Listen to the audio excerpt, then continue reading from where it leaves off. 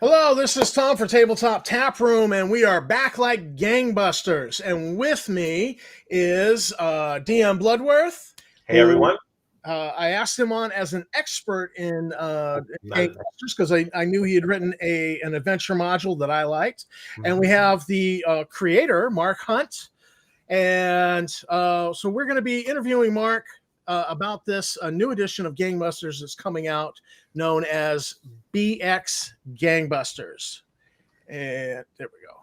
So now there's been a few editions of Gangbusters. There was the original by TSR. That was not like a BX rule system as I understand it.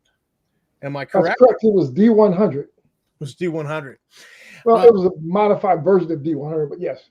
Okay. Probably something more closer to Star Frontier's D100 mechanics, maybe. No, actually, the stats were different, but the skill set, they had two ways of generating skills, which was kind of unique. When you first made your character, you rolled percentage dice, and that's what your skill started out at. Say if you wanted to have like auto mechanic, you roll like a 47, that's what it started out at. And then you could raise it up from there by burning experience. Okay. It's a little different, and the stats were generated differently. So, and then Mark, you produced what was called Gangbusters BX, and it said basic across the corner. Mm-hmm.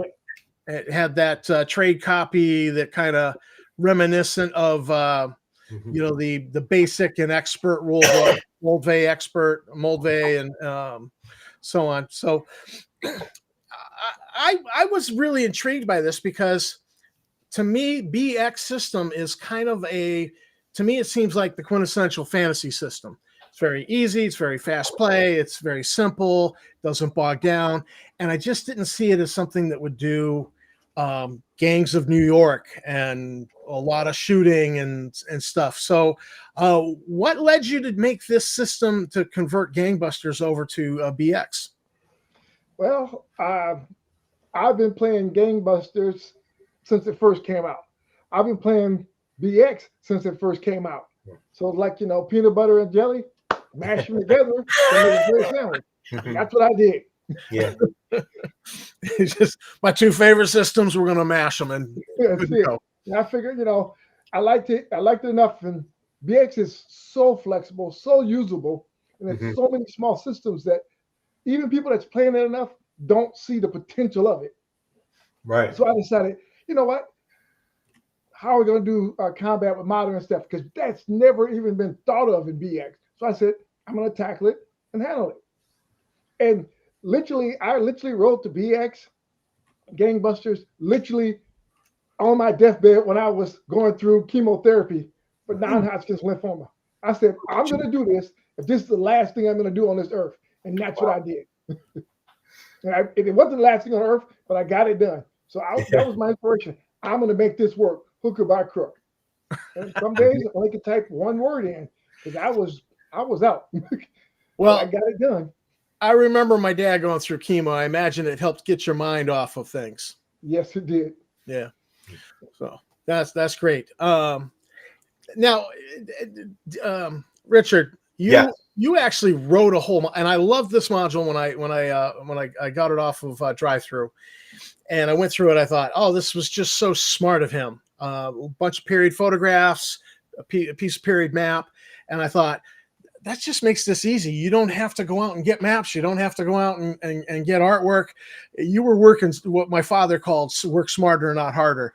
And I thought this was really brilliant. And I might need to do this. And then, so tell us a little bit about how that came about.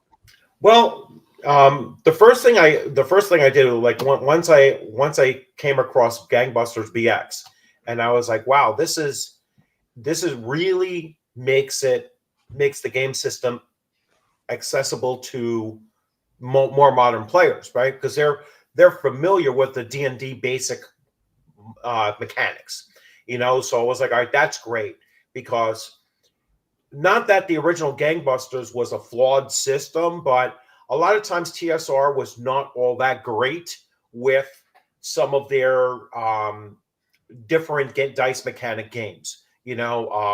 I mean, I was a big fan of obviously Star Frontiers. I love that game system. Although the paired attributes was kind of like wonky, in my mind. And then I like TSR's Conan, which was also very similar, D100 system, and I had Gangbusters back in the day, and I was like, but I just liked the fact that it brought it to BX. I was like, all right, much more simple system. Yeah. Then I started looking through this book, and I was like, this is really cool because Mark had included like a system for going to trial, with this. And I was like, so that's that really opened it up to have different outcomes, and so I was like, all right, I definitely have to write an adventure, for this. Because at the time, it was probably like 2019 or so when I first came across it. Let me double check and see if I'm right. Yeah, so 2019 is when I first came across it. And my adventure I wrote in 2020. So I got to work really fast, and, I wasn't retired yet either. So it was a pretty quick thing because the system is that easy to utilize, So I am a retired, U.S. history school teacher, right? So I'm sitting there and I was like, I want to incorporate, as much history as I can. I want to make it as authentic as I can for the time period that I'm writing it in. And so that's where I was like, I have to use period art. And period art, by the way, is it's free, right? Because it's public domain and everything like that. So sometimes I grab from Chicago instead of New York City or whatever. But, as long as it wasn't obviously Chicago, I used it. And then it just had so much atmosphere ready to go into it, like in the adventure, I made sure that it was like, I added the line, let's be careful out there because I'm a big Hill Street Blues fan. Right. So, and I was like, how do I not incorporate this? Now, my other thing is that I was almost a police officer. I mean, that was the other possible career path for me when I was with the, U.S. Army military police. And, I was in my early 20s and I was like, which way am I going to go, with my civilian life? And so the police was always a good possibility because I was with a military police unit and everything. And the early 90s New York City was not exactly a great place to be, So I was like, you know what, maybe not. And then I ended up being a New York City school teacher, which wasn't all that much better, but it was still, probably a little bit better. And, so I ended up incorporating everything that I really love, whether it be history or, police and all of that kind of stuff, and incorporated it. And the system made that easy. All right. And that's why I really appreciate Mark for how he put it together, because it just made that easy to do. Well, Mark, so the character, I was thinking about this today because I was trying to marshal my thoughts earlier in the day. With BX, you had classes like elf and dwarf. So clearly you don't have any, it's just only one race, the human race. And what kind of, how do the classes work with this? I assume it's, cops, gangsters, gamblers, that sort of thing. Yeah, things like that. What it is, since it's not, you could play, say, for instance, I have a tough guy. He's a roughneck, a tough guy. So you can play him as a cop, or you can play him, it depends on your alignment. Mm-hmm. In the alignment, it's like you're good, lawful, or you're like, in the middle of like normal citizen. Yeah. So that would determine how you play your guy. If you're going to be a crook, you play him as a crook. And you're going to get the crook results because that's going to be your alignment as a crook, but you still can be a tough guy, or you could be a newspaper reporter and still play him as a crook. And it's different factions of how, it's not really class, it's more aspects of your character. Okay. Is your character educated? You could be educated crook, you could be educated cop, or a G-man, or whatever, how you want to put it out. And then you just put your role-playing element into it, because it's not like you create a bunch of stats and you do it. It's BX. It's the play occurs at the table, not on your character sheet. Right. All right, They give you Mark. enough information where you can play it how you wish. I officially love Mark because he said that the play occurs at the table, not on the character sheet. Right, right. Going beyond the character sheet is so much more prevalent, I think, in simpler systems because it forces you to do that, and that's a great positive in my point of view. Well, no, another thing I'll add, and I was security police was like MP in the Air Force. Hmm. So I understand his background, of course, and then I was a deputy sheriff here. So that same background as we go back and Right, forth. So it's real easy to draw a lot of stories, different things. right, And so I'm gonna give you this. When you go to create Gangbusters, it's simple, but the number one inspiration, if you're looking for things to do, is go down to your local library and go back, look up events in the 1920s in your city. I hmm, guarantee you there will be some prohibition related stuff there. Yeah, Every absolutely. single city in America, you will find something that Yeah. you can draw from. You got 13 years from 1920 to 1932. You got something there you can find. right. If you can't make a story out of that, don't know what to do for you. Even if you're playing a reporter investigating the crooks or investigating the cops, or you could even, like I say, with the rule system for like law and things like that, you could do law and order, where one guy's a cop, the other guy's in the court system. All that's possible with just the basic rules. So how does it work if you're playing good guys and bad guys at the same table? I mean, All they're right, not really part of the same player character party. you can do one or two ways. Someone can be undercover. Oh, Someone can be infiltrate the police. It's like they say in Untouchables. If you're scared of getting the rotten apple, what do? Go to the source. So you can have something like that, or someone can be infiltrating. Or what I do, because I've been known to have a large group. I've had up to 34 players. oh my goodness. Wow. So what I do, I like good guys meet on Tuesdays, bad guys meet on Wednesday sometimes, and reporters in between. And I keep tracks of notes a week at a time. So I know who's at this place at 2 o'clock on Friday and who's here, who's there, and I keep track on the calendar. And then when the bad guys go back from Monday through Wednesday, now when we go back for the cops, we go back to the other side, start on Monday. I know where the bad guys are going to be throughout the week. And then if we run across it, then I arrange for times where I get both people together. It might be a police raid or a cop shootout or whatever, and good versus bad. And they might cross. And then players know something's going on when they come over and it's like 20 people and they're like, okay, something's going down big time because now all the players are here. Either we're going to get caught, either we're going to jail, or we're going to shoot a whole lot of people. So what I try to do is you can do it that way, separate it, or you can run parallel stories. Cover from one side. They don't even have to be in quote the same story. One could be escaping from the police, other one could be leading down something else. And then eventually they might cross. But remember, your players are smart and they know, well, yes, they'll pay attention, but if they're not supposed to cross, they won't cross. But eventually they'll try to, a lot of times you'll see quote unquote infighting. It's usually the bad guys trying to figure out a way to get to the good guys, the good guys trying to figure out a way to get to the bad guys. And if you play it smart over time, it meshes and it works together. Party unity is kind of weird. There are players out there who and I'm thinking of one particular guy in my gaming group back in Boston who always said to me, I only play evil characters. And, it sounds to me like there's a lot of scope here for playing somebody who's undercover, whether it's a cop undercover Right. or a gang member infiltrating the police type of thing.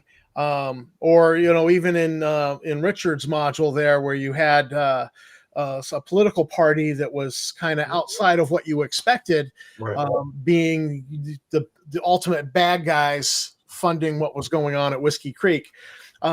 So it sounds like there's a lot of scope for that type of player to be, I want to be a little subversive. So this is the kind of player I want to play. And I don't normally like that in a fantasy group, but it certainly is something that goes hand in glove with this genre. Well, another thing is think of this is BX based. Technically, how it's written, you literally can take anything that's designed for BX and plug it directly in if that's how you want to play your game. Right. When I say anything, I mean literally anything that's BX based will mesh right in perfectly with almost zero modifications. So if you want to have wizards, go for it. If you want to have a sea serpent, it's possible. The abominable snowman from Canada. Yeah. And you could, but you know what? You could. I mean, people don't realize even they had it's pulp, Gangbusters pulp, because in the they even wrote a magazine in the magazine article of I think it's A, forget the name of the PGA, the one they had. They did where they go investigate giant locusts that was attacking the farm. Mm. It was actually a module for when you did that. In Gamma. Wow. In Gamma, it occurred in. Oh, in Gamma. Yeah. In Gamma. It was a Gamma magazine, one of the few. That's two of them in there. But yeah, one of the Gamma magazine stories. You go out to the farm and end up investigating these giant locusts that attack the farm, things like that. So it has pulp elements involved in there. So it wasn't like it didn't occur back then. It's part of TSR's legacy. It was in the system. Yeah. So I had that kind of possible to add to it. So I figure I create stitches where you can take the game how you see fit. You can play it straight. You can play it comical. You can play it however you want to run it. There's room to tailor the game to fit your need. Yeah, you could do a lot of those 1950s, black and white or even earlier, sci-fi movies like, giant ants and locusts and everything. We've all seen those things, right? Yeah. And the cops go out there with their Tommy guns and everything. The first Them was it Them, right? Is the giant ants. And, you could definitely mash in there, you got the stats of giant ants. You got the dinosaurs. Yeah. Yeah, you got I've run like in the salt marsh. I've run that straight. Right. Like Mark said, I mean, you can take stuff directly from, the D&D BX, rule book, and throw those in there and it'll work. The system itself, the core system is the same. So it does work out that way. Yeah. Another thing I wanted to, tag on with what Mark was saying was that, in my adventure, I did the same thing where, you could play a somewhat dirty cop too, and get to different story conclusions by playing it a little dirty, a little bit fast and loose with the thing. So you could be a chaotic officer, still ultimately working towards getting the bad guy, but you're going to be kind of like Dirty Harry-ish about it, and less Serpico about it, kind of thing. You're gonna cut some edges, so cut some corners, in order to get there. But there could be a consequence to cutting those corners, and again, that goes to also what Mark was saying was, in that case, you're going beyond the character sheet, and then that's really, really important to just think outside of the box. You can play it straight, as intended, or you can play it a little bit fast and loose and still have a great time with it. And again, it goes to the system being so versatile. Well, the one reference you guys didn't make that jumped out at me was Orson Welles and War of the Worlds. Yes. And because a few years ago it was a war game came out called Tripods and Triplanes, and I was like, oh, that's brilliant. And because I love World War I aerial combat games, heavily invested myself. But wow, War of the Worlds, you could mix in the sci-fi elements if you wanted. Really easy. Triffids, I know Mike mentioned the Triffids as well. They had the Triffids. You could do that. That would be an awesome one too. Or you could play like I don't recall any like real like street cop 1920s street cop TV shows. Maybe Mark might know of a few. I mean, I came along a little bit later, obviously, with like things like Car 54 and Adam 12, more so Adam 12 than car, 54, and then certainly with like Hill Street Blues kind of thing. You're holding up something. This one's Cloaked Vigilantes. Cloak Vigilantes. Remember, Batman came out around that time. Yeah. Zorro, The Shadow, the world's greatest detective. Yeah. All those guys were Cloaked Vigilantes. And they came out during the end as a direct answer to Prohibition toward the end of it. And I would rip off stuff like Mickey Spillane, Mike Hammer, kind of thing. That's perfectly for that. Dick Tracy's from that time period, roughly as well, with a lot of tech thrown in there too. Right? Dick Tracy was pretty high tech, for some of the things they were doing. So yeah, I mean, there's so much cool stuff that you can do with Gangbusters. A real quick question unless Tom, you're going to ask about this. All right. So what is coming in the expanded that goes beyond what the basic rules goes, Mark? The different expanded books that's coming in the pipeline is so much stuff. You're going to be, like I said, I'm trying to, because I'm going to refer you basically over to, because Friday we're going to go into really depth, because that's when I got a big interview with Tin Car. We're going to be doing a lot of stuff, and the public's going to be there. But I'll just give you, guys, a little tip. We're going to have more expansion, more city, the Rock Junction, just massive. It's almost a whole book by itself. Right. Nice. It's big enough that the core book I cover hundreds of locations, places, people. It's things. When you look at it and read it, if you can't find an adventure clue, there's probably 200 or 300 adventure leads in it, just built into it. There's, of course, there's monsters, which are the bad guys. There's more expanded, those guys. It's more rules, more classes. New classes are coming in, extended, more stuff, more equipment. It's massive. It's just so much stuff. It's almost impossible to cover it all without giving everything away, which I want a little bit of time. You gotta drip you guys, because we got 2 weeks, and we got to make it to 2 weeks. So when the review comes out, they'll be like, I didn't know that was in there. I didn't know that was in there. So, maybe a good analogy might be this expansion is going to be like the master and companion rules for BX, the whole BECME, basic expert. So it's more like just expanding it like that, and that's kind of exciting. How many pages will the new book be? The core book will be around 80 or so. So this one here is exactly 64 pages.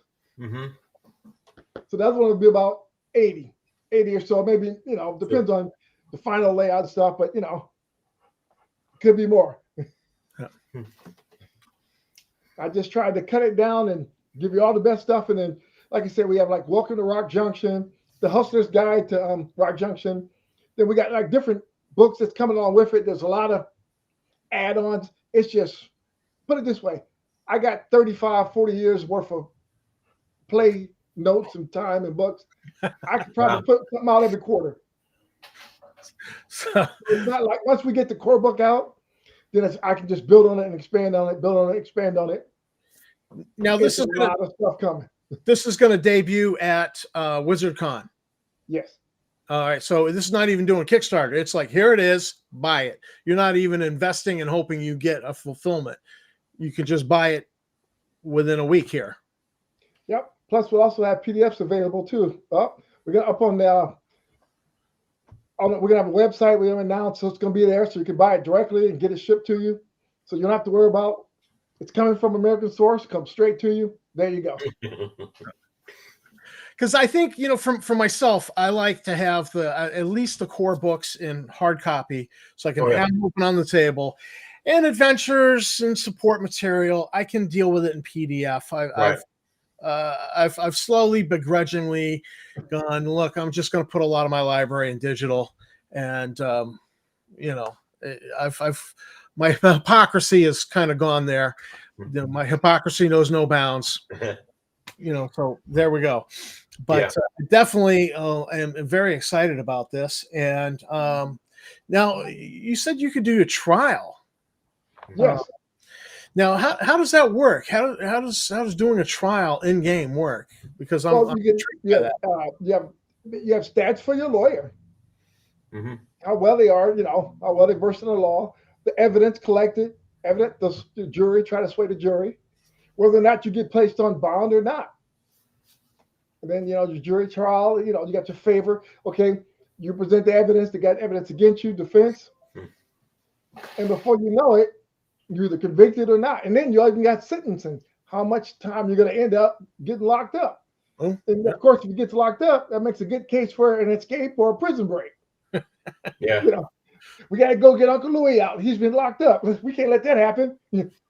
So there was a comment, and I didn't have a chance to draw attention to it. I think it was this guy named Judd. Where are you, Judd? Goswick made a comment about it being Bronstein for police. Yeah.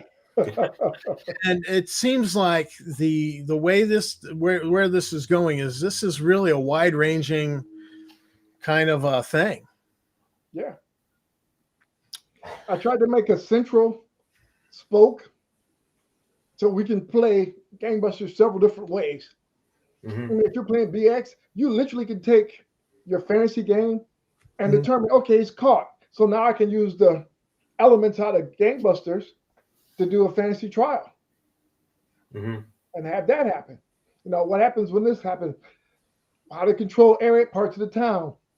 What it looks like running a beer operation. All those are covered in there. So like, okay, I'm going to set up a shop.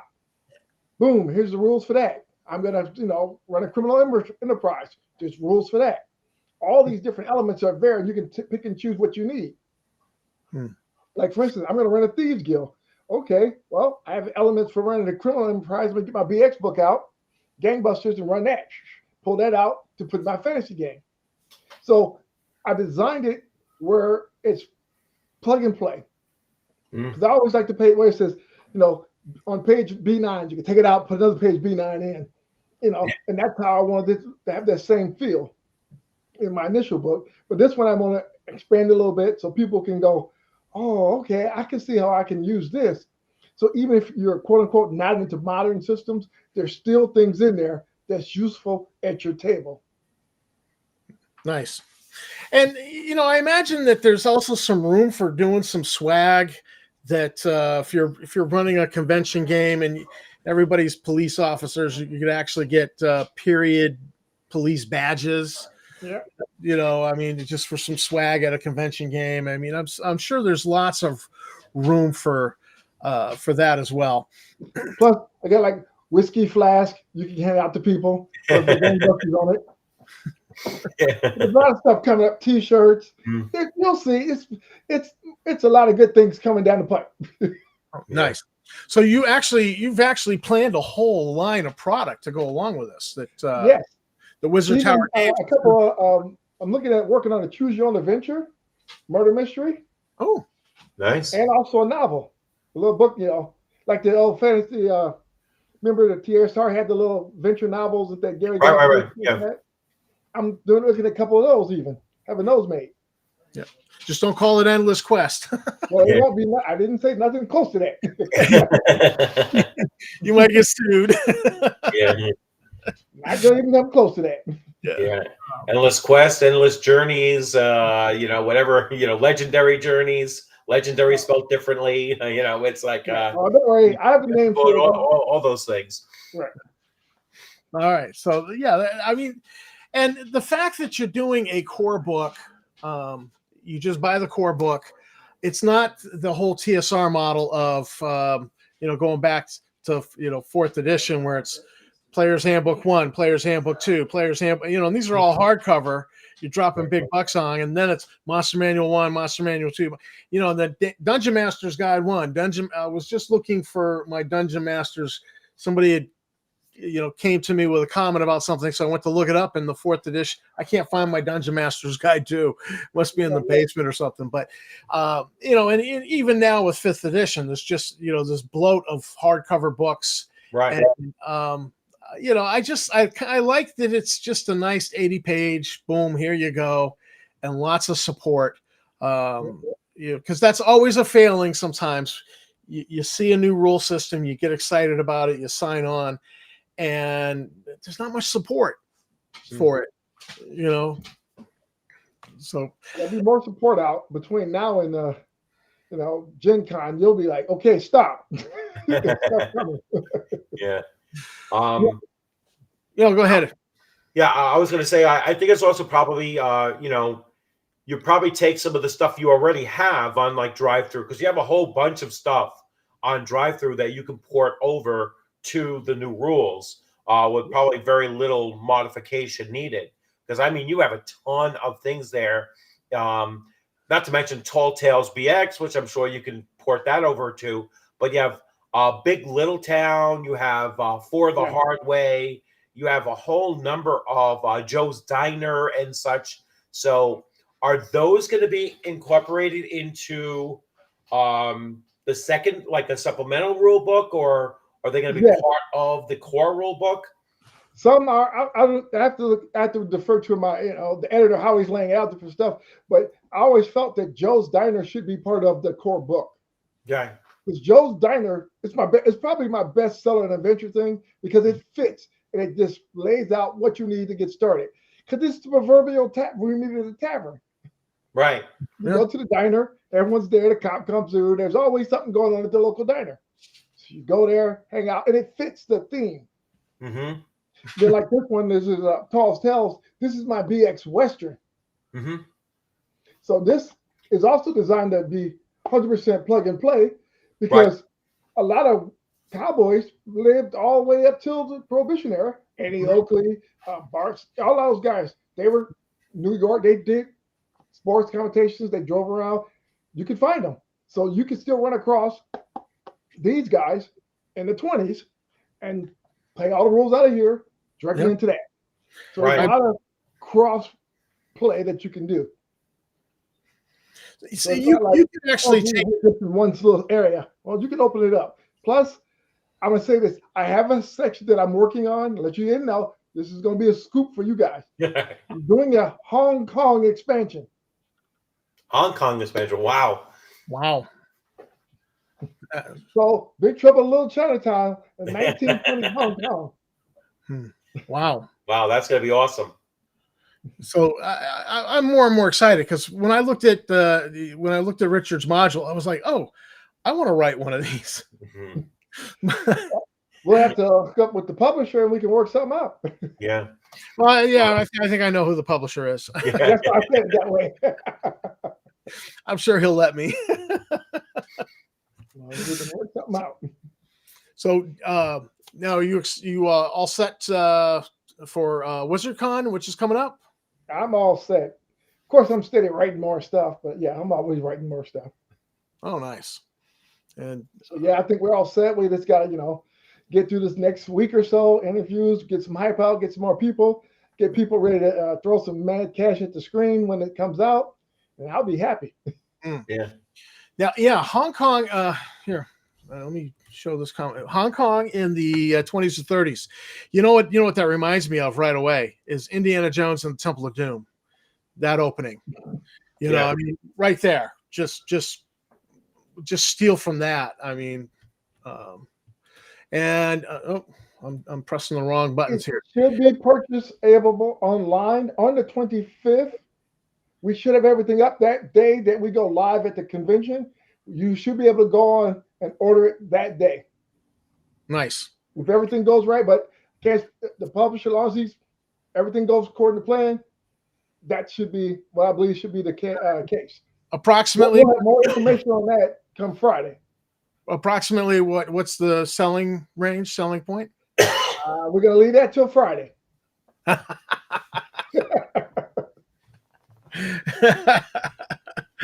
Yeah. All right. Well, I gotta save something for the next place. Oh, excuse me. Yeah. Well, because we were on a video together last week, and I went, "Hey, Mark, can I interview you?"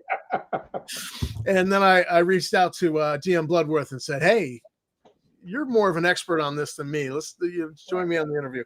So Great time, guys. I am really excited. I'm really stoked. I will, I'll double check with the good wife, but we'll probably be ordering it as soon as it goes live, just to get a copy of the rules. And it's certainly something I'd like to play around with and play in.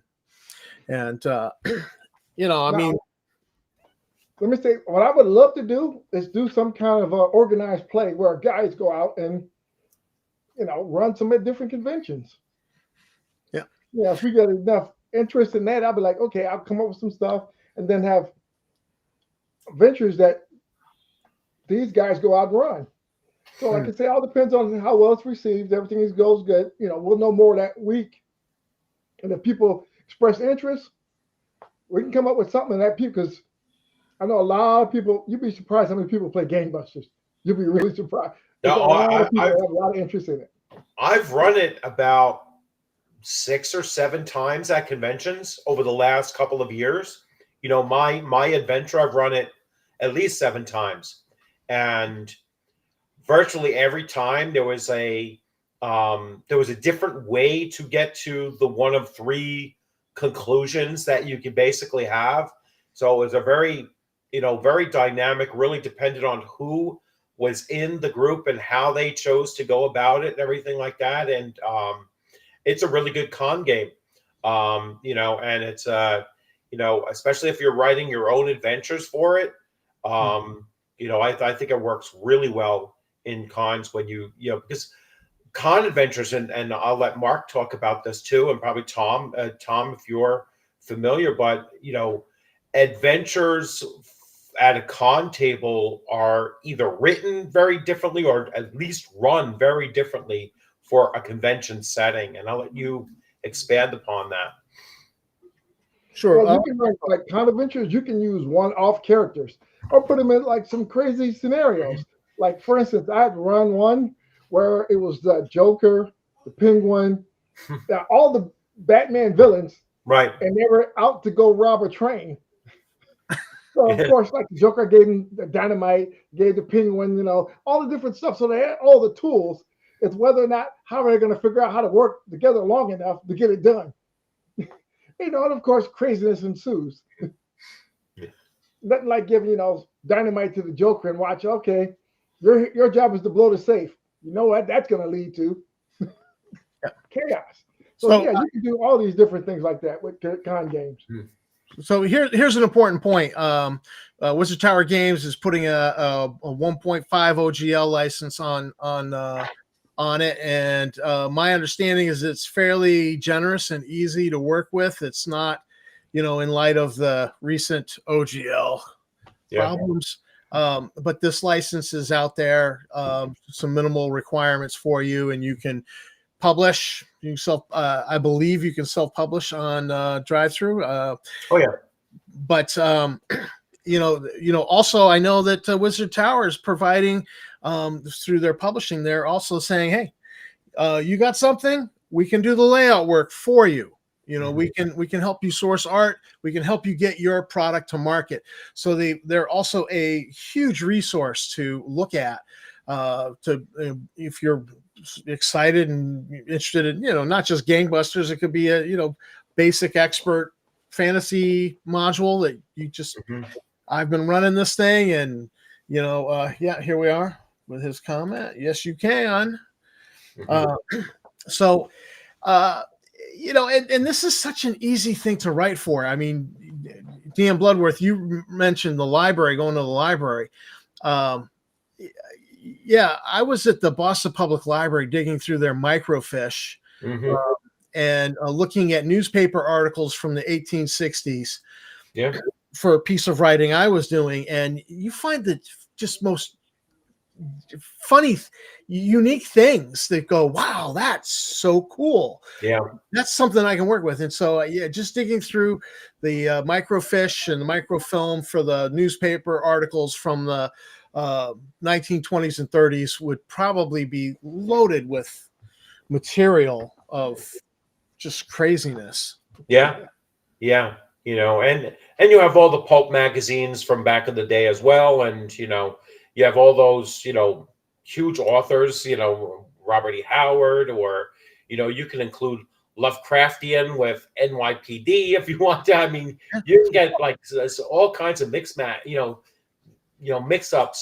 that will just, introducing DC comic heroes and everything. Because like Mark said earlier, they all started out as vigilantes. I mean, Batman was a brutal killer. I mean, he was a vigilante in the way that, most people don't even think of vigilantes anymore.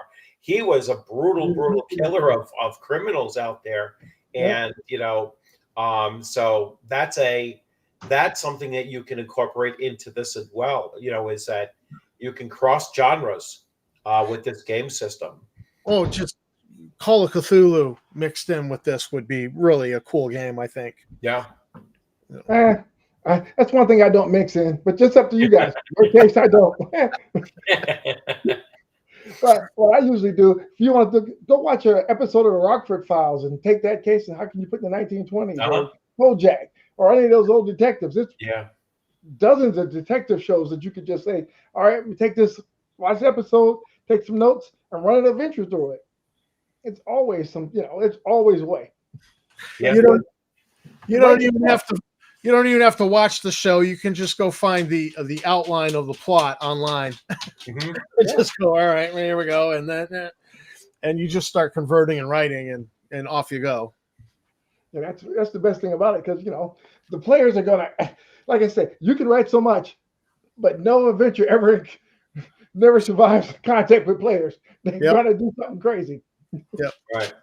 Especially at a con, because people are like, I don't care. Yeah. Tom, Roger put up something about his con if you want to throw that up there. So I got a convention coming in June, and I know some of the people would be down to play. Roger, what's your con, and where's it located? And that's the Central New York RPG Con. Okay. It is in, I keep on saying Utica because that's really the big town or city right next to it, but it is officially New Hartford, New York.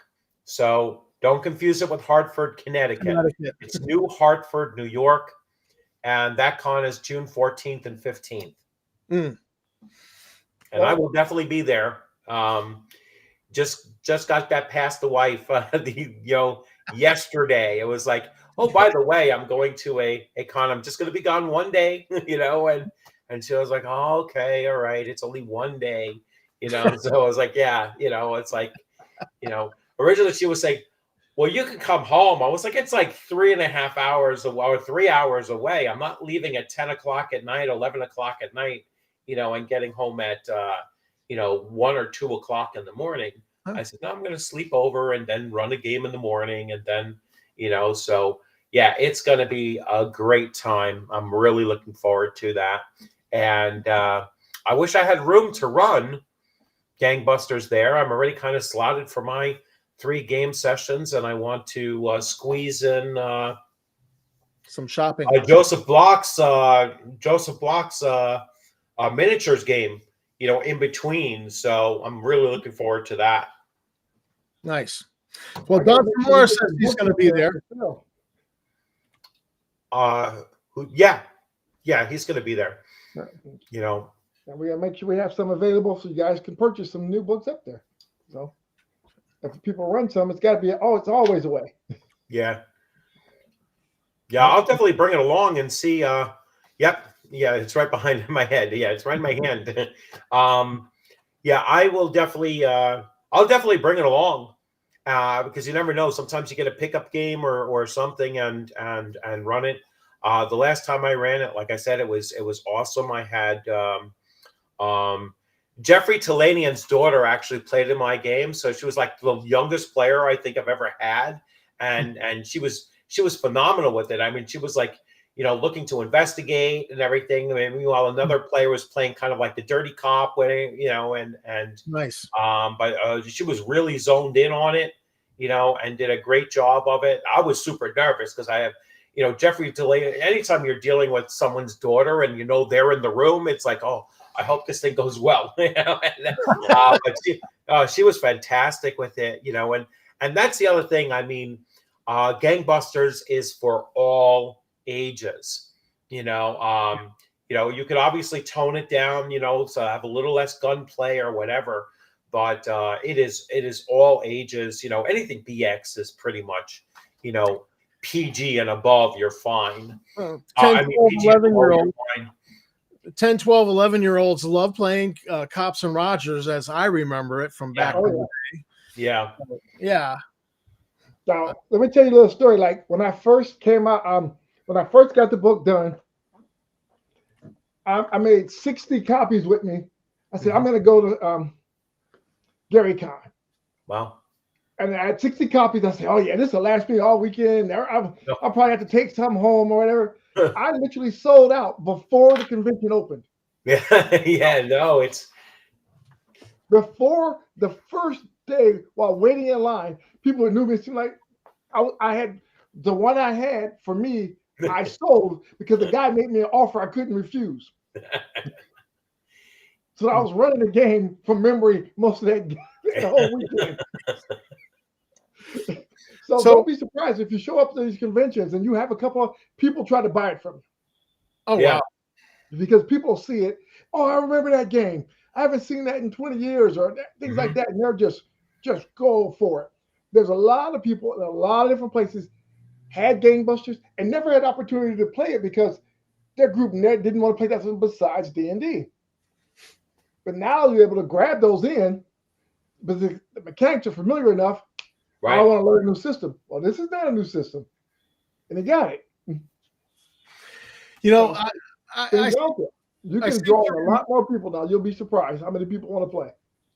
I seem to remember one Christmas picking up the little vehicles. They were like 28 millimeter scale, police car and a taxi and stuff. They were for a Christmas village, but they were set in the 1920s, 30s. And I just thought those would be good for a Cthulhu game at some point. They're the right era. But I'm like, I got to go dig those out because that police car is going to be perfect for this. And I gotta go look it through my miniatures now. You've got me on a mission now. I'm gonna have to go look for some stuff. Yeah, Matchbox cars are almost to scale for 28 millimeter. The 25, no, the 25 they are. Yeah. They'll fit right there. So you can find the old Model Ts and different cars and ready to go. Yeah, so I've got some stuff out there. I mean, how often do you buy Christmas terrain and bring it to the wargaming table? Right. But I did get these. I thought I get them now because you won't see them again. And well, see, you can use a train, put it up the train like that, tracks and the train, the car block. You can all kind of stuff you can use. Banks, all kind of. You'd be surprised what you can make and put on there. Oh, you could use railroad terrain honestly. Yeah. So. Yeah, cops and robbers. Like I say, I don't believe in that fantasy stuff. Well, excellent. And here's the thing: when you start someone new in role playing, cops and robbers, you don't have to explain it. It's like, oh, this is an elf, and everyone knows.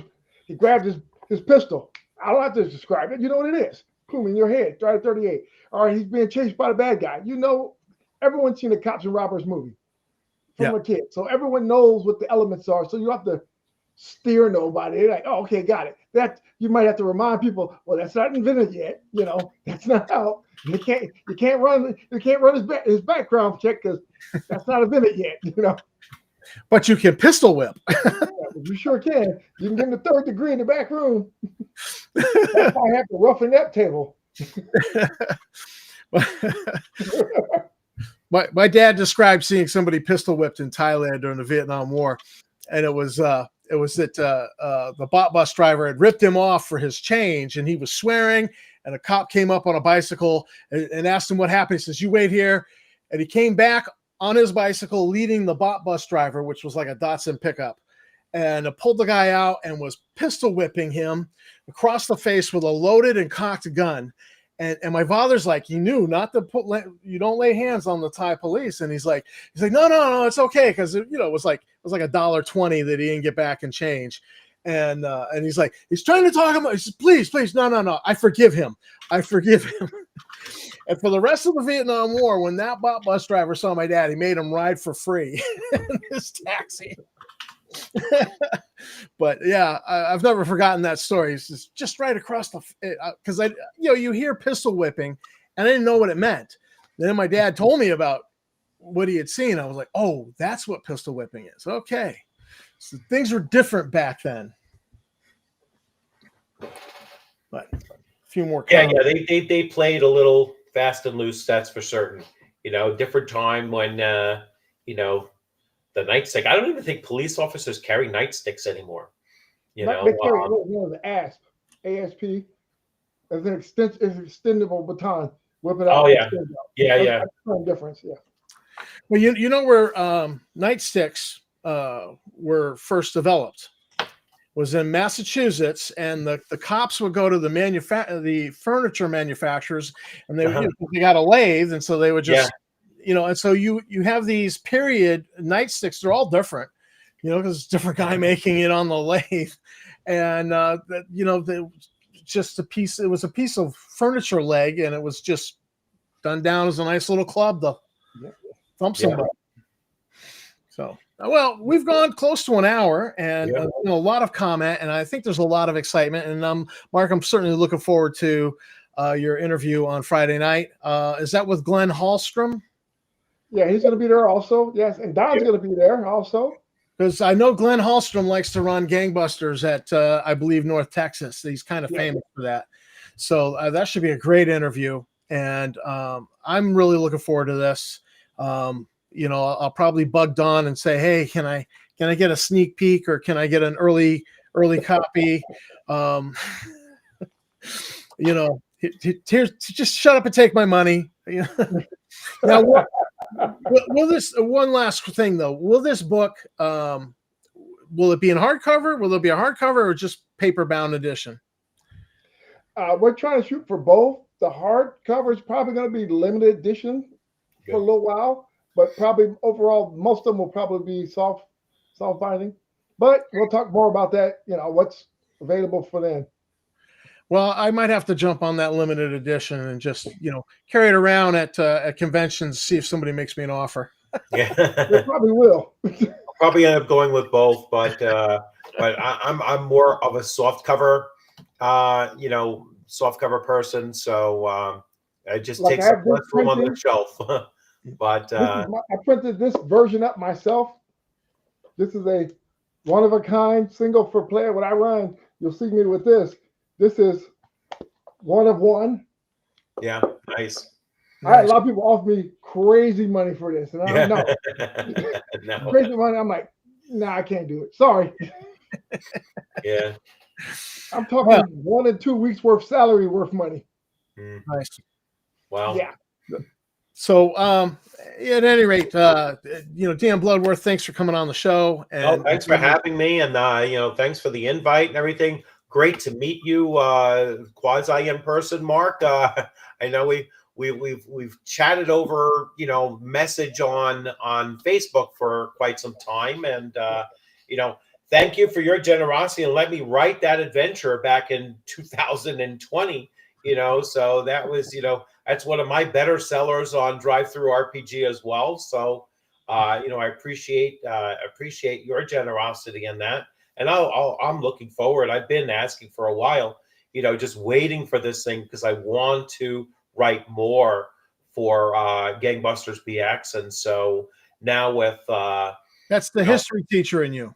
Yeah, now with Don picking up that, I'll be reaching out there too. I was like, all right, let me know about this OGL, and so I could start writing. And I'm certainly going to be looking for 2026 and running it at conventions, because that will be one of my 3 games that I'll be running in 2026. Nice. Awesome. Yeah, my 2025 is booked. I'm sorry. 2026 is come. Although actually, I don't think ShireCon has put out their list yet. So maybe ShireCon in September will be a possibility. Well, I'd like to say thank you for allowing me the opportunity to help get the word out a little further. And hey, the more people would know about Gangbusters when it's coming out, the better. Yes. I want to take off like Gangbusters. I want a lot of people, a lot of books, a lot of stuff. And we can just make things happen.